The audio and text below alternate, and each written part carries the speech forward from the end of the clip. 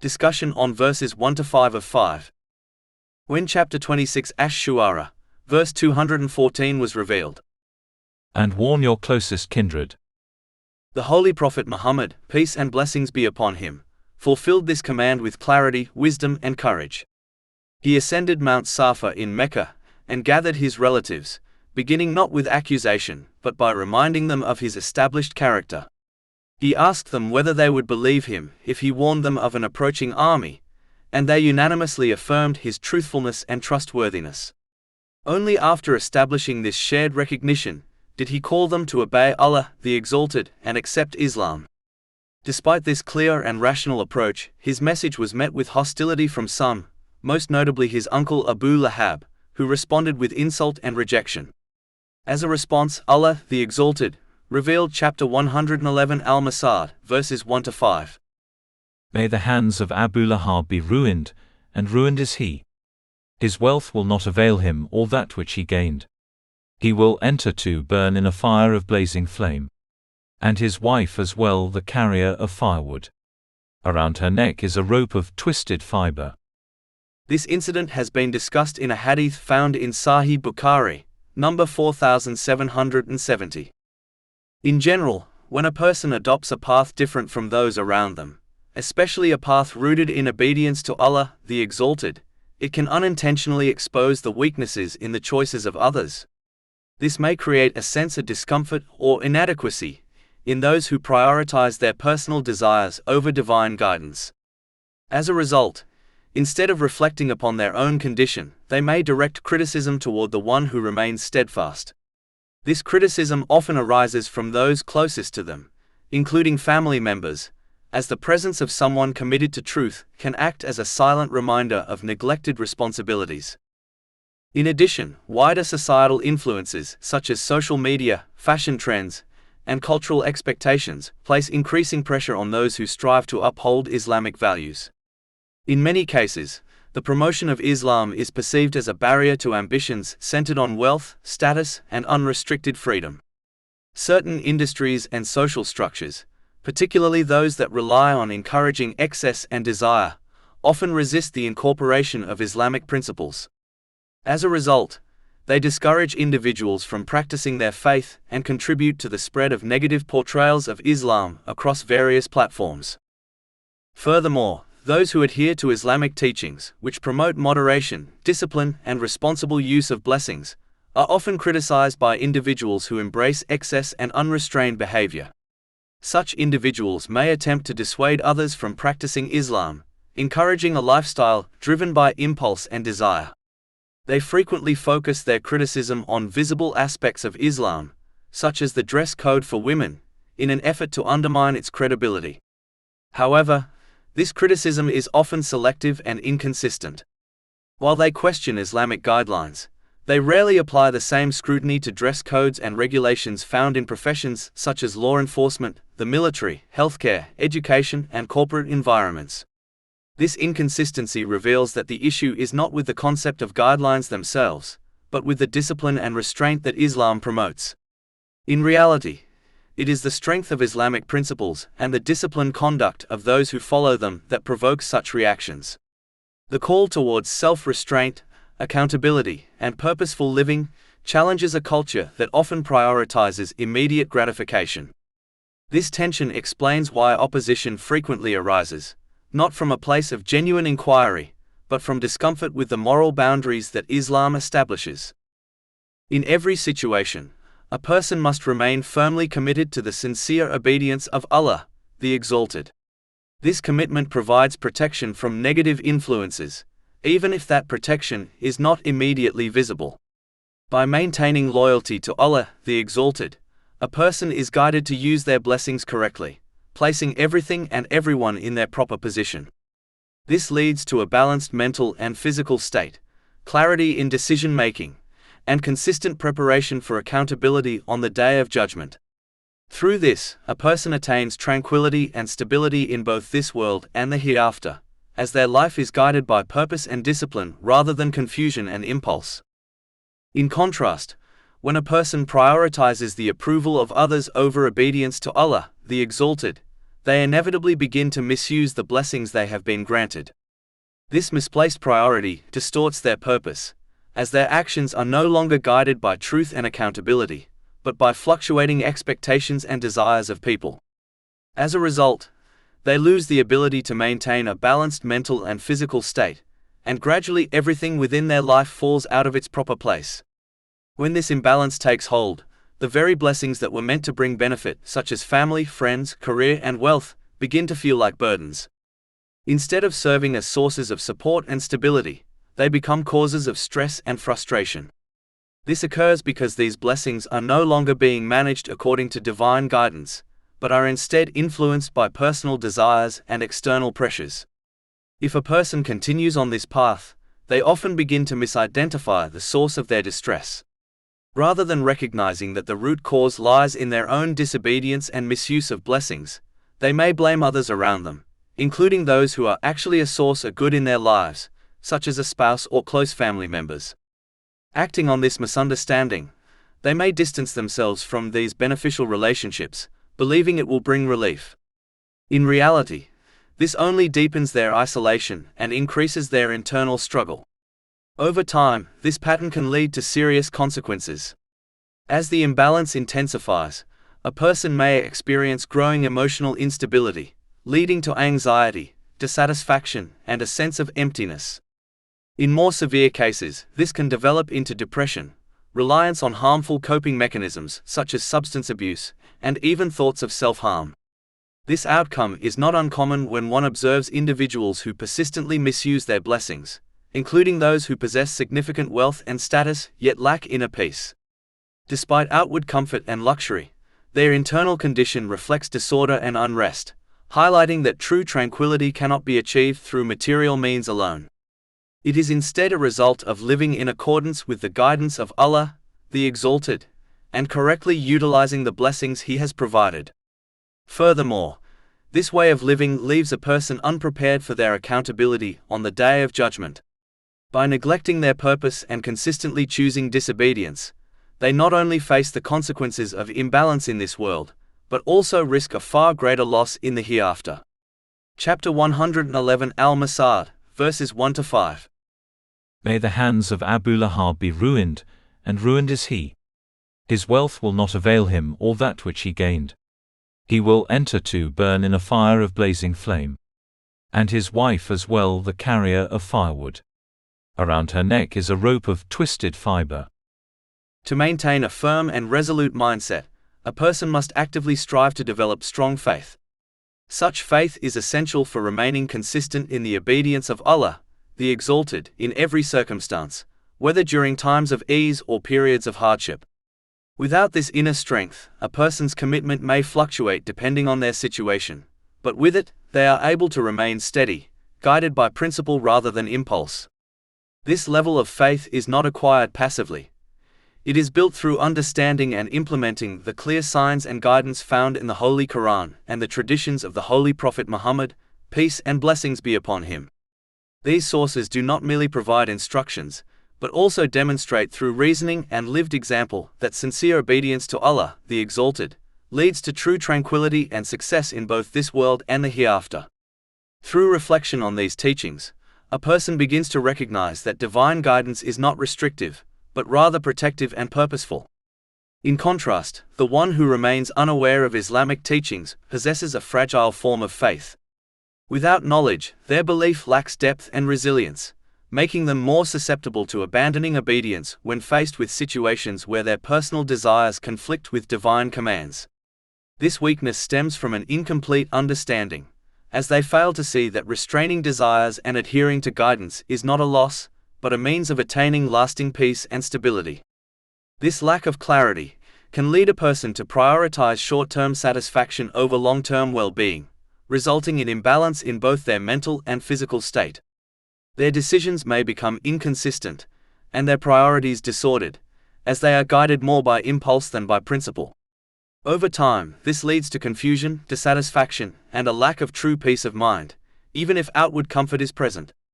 Therefore, it is essential for a person to actively strengthen their faith through the pursuit of knowledge and its practical application. Learning alone is not sufficient. It must be accompanied by action, as it is through implementation that understanding becomes firmly rooted. By consistently aligning their behavior with Islamic teachings, a person ensures that the blessings they have been granted are used correctly. This process leads to a balanced and stable life, where mental and physical well-being are maintained, and where responsibilities, relationships, and priorities are placed in their proper positions. Through this alignment, a person not only prepares effectively for their accountability on the Day of Judgment, but also achieves a state of inner tranquility and clarity that benefits them in every aspect of life. Chapter 111 Al-Masad, verses 3-5. He will enter to burn in a fire of blazing flame. And his wife as well, the carrier of firewood. Around her neck is a rope of twisted fiber. The term carrier of firewood can also be understood in a deeper moral sense. It may refer to a person who carries harmful speech, such as malicious gossip, from one place to another, thereby damaging relationships between people. In this way, their behavior resembles someone who gathers firewood and moves it between homes, until it ignites division and conflict, symbolically setting fire to trust, harmony, and unity within society.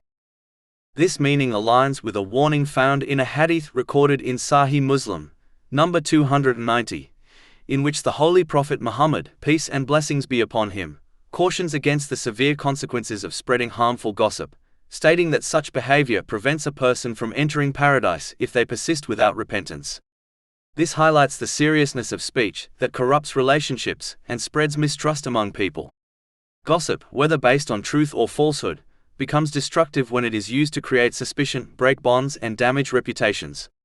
It is therefore considered a deeply harmful moral trait, as it aligns a person with behavior that resembles that of the devil, whose aim is always to sow discord, hatred, and separation between people.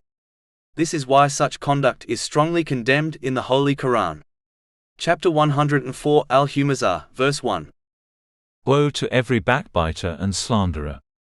This verse emphasizes the spiritual danger of engaging in such behavior, as it not only harms others but also corrupts the character of the one who engages in it.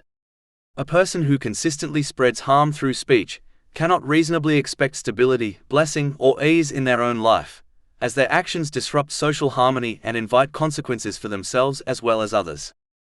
At the same time, it is important to recognize that not all transmission of information is blameworthy. In cases where there is genuine danger or harm, conveying information responsibly to protect others is permissible. However, the default approach in dealing with people's private matters should always be restraint, caution, and respect for privacy. A person is therefore instructed not to accept or act upon reports from those who spread corrupt or unreliable speech without verification. Chapter 49 Al-Hujurat, verse 6. O you who have believed, if there comes to you a disobedient one with information, investigate lest you harm a people out of ignorance.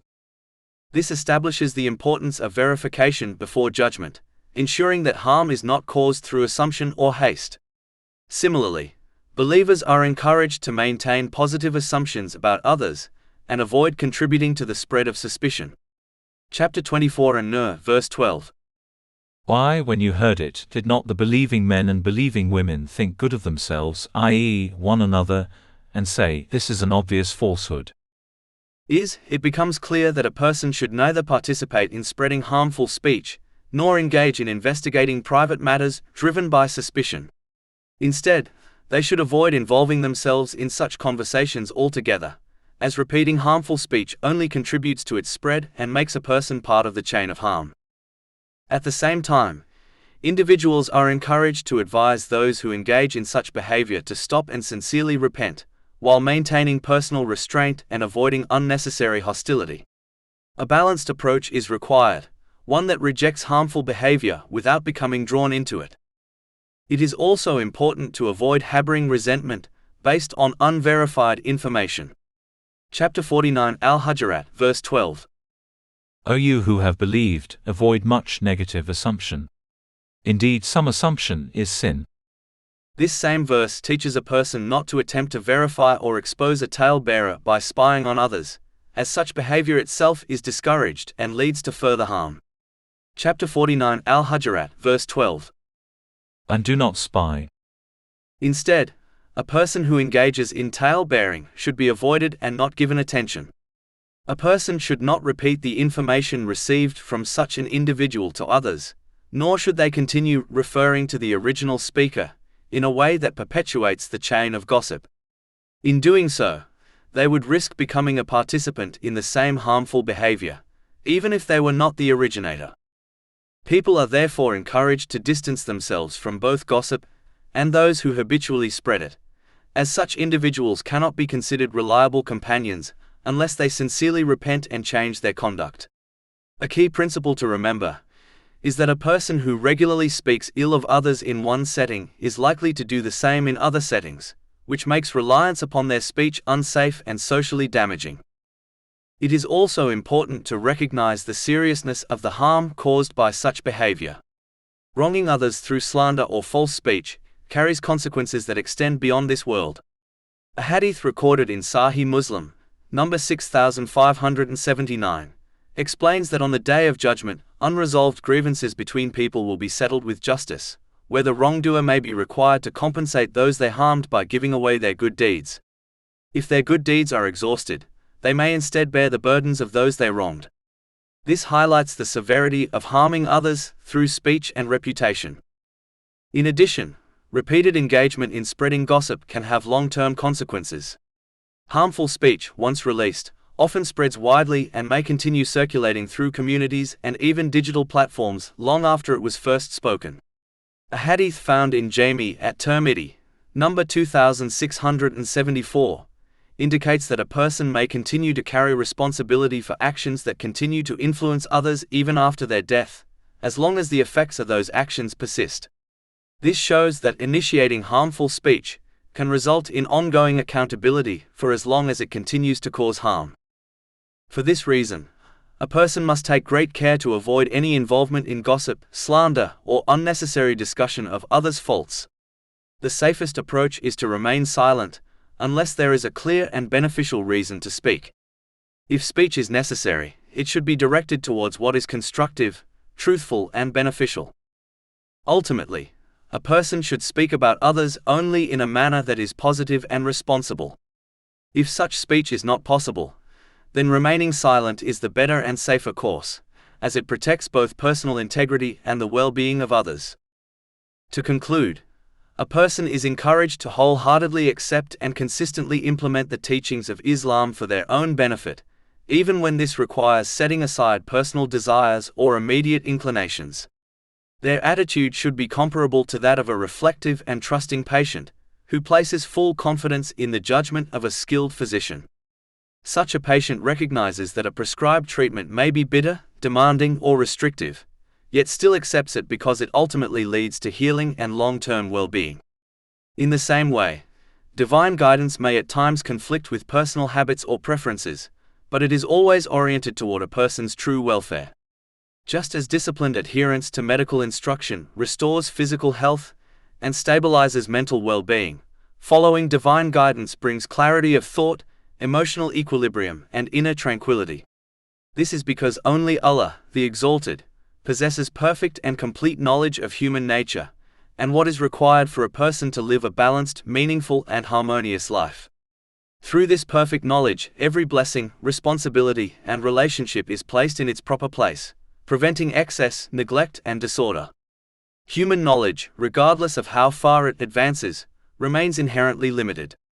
Even with significant progress in fields such as psychology, biology, and the study of human behavior, people are still unable to resolve every difficulty or eliminate all forms of emotional distress, instability, or hardship.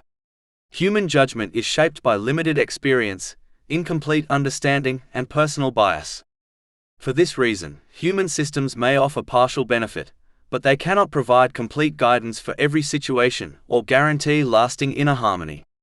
In contrast, Allah, the Exalted, possesses absolute and unrestricted knowledge, and He has conveyed through the Holy Quran and the teachings of the Holy Prophet Muhammad, peace and blessings be upon him, everything necessary for a person to live a purposeful and balanced life. The distinction between those who follow divine guidance and those who turn away from it is often reflected in their conduct and in the outcomes of their choices.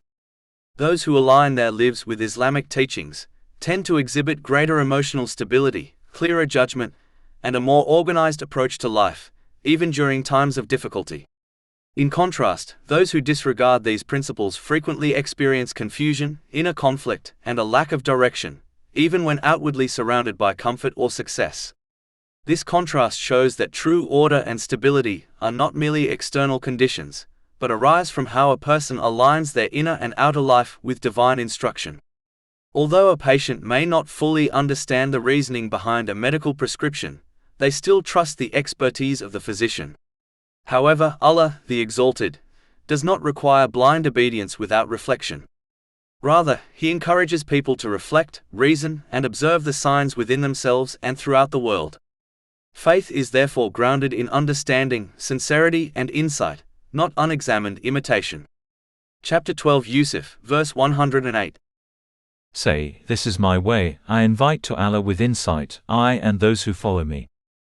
Moreover, ultimate control over a person's inner condition, including their emotional responses, sense of stability, and experience of tranquility, belongs solely to Allah, the Exalted. Chapter 53 and Najm, verse 43. And that it is He who makes one laugh and weep. This establishes that enduring peace of mind cannot be secured merely through external circumstances or material conditions. Rather, it is something granted by Allah, the Exalted. It is also closely connected to how an individual makes use of the blessings placed in their care, and whether those blessings are applied in accordance with divine guidance. Those who align themselves with this guidance generally find greater steadiness, purpose, and emotional composure, while those who neglect or misuse what they have been given often experience confusion, distress, and inner dissatisfaction. In essence, true peace, whether mental, physical, or spiritual, is only attainable through sincere conformity to the guidance of Allah, the Exalted. Such guidance should not be viewed as a limitation on human life, but rather as a divinely ordained framework that brings structure, meaning, and harmony to life in both this world and the hereafter. Chapter 16 and Nahl, verse 97. Whoever does righteousness, whether male or female, while he is a believer, we will surely cause him to live a good life, and we will surely give them their reward in the hereafter according to the best of what they used to do. All praise is due to Allah, Lord of the worlds, and may peace and blessings be upon His final messenger, Muhammad, his noble family and companions.